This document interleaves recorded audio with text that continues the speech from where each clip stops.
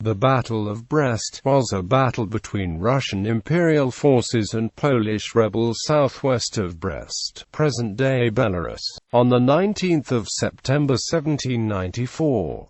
It was part of the Kościuszko Uprising.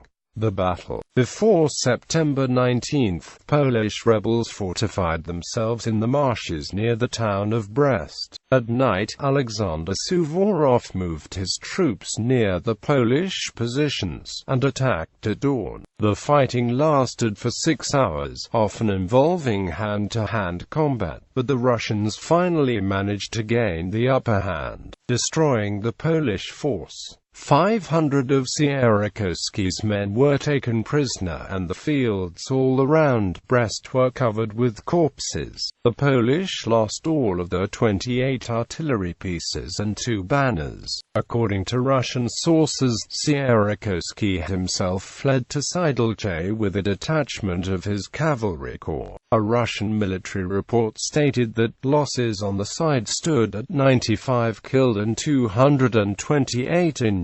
However, in reality it is estimated that around 1,000 Russians were killed. Aftermath. The Russian victory at Brest took a major hit on Polish morale. Tadeusz Kościuszko himself was distraught by the loss.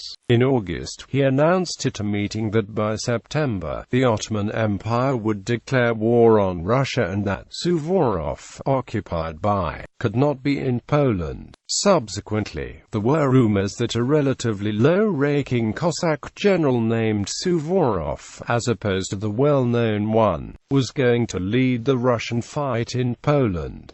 After the Battle of Brest, however, it became clear which Suvorov was on the front lines. Kościuszko's response. Kościuszko rushed to Siedlce to rally his troops and prevent the spread of panic. He explained the defeat at Brest as not the fault of the Polish commanders, but rather that the Russians simply had a numerical superiority. He also presented several of his commanders with new awards with golden rings inscribed with the slogan, "The Fatherland to its defender." Despite Kościuszko's efforts, Polish morale still suffered. This is evidenced by a report presented by Kościuszko to the commanders of the Lithuanian army in Grodno. "I warn the whole military, if anyone disturbs him with talk about how as if it is impossible to hold out against the Muscovites, or starts shouting during the time of battle that the Muscovites are on our rear, that they are cutting us off, or the like, he will be immediately locked in cuffs, turned over to a court and, by show of guilt, shot." I ordered to General Makranovsky that during battle, part of the infantry with artillery will always stand behind the line with cannon charged with grape shot, which will shoot those who flee. May everyone know that by advancing, they will gain victory and glory, but by turning back will meet shame and imminent death. If among those who serve there are those who are convinced that the Muscovites cannot be defeated, people who are indifferent to the fatherland, freedom and glory, may they announce in advance the resignation from duty.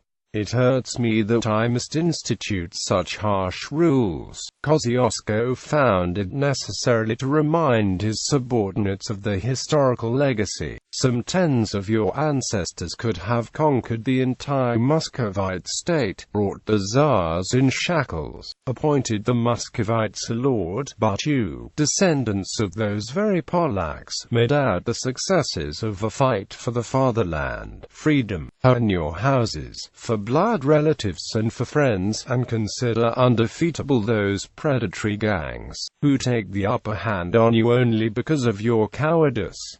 Reaction in Russia. In St. Petersburg, Suvorov's victory was very well received. Catherine the Great granted him an expensive diamond hat bow and 3 cannon captured from the Poles. Pyotr Rumyantsev thanked Suvorov and presented a most flattering evaluation of his efforts.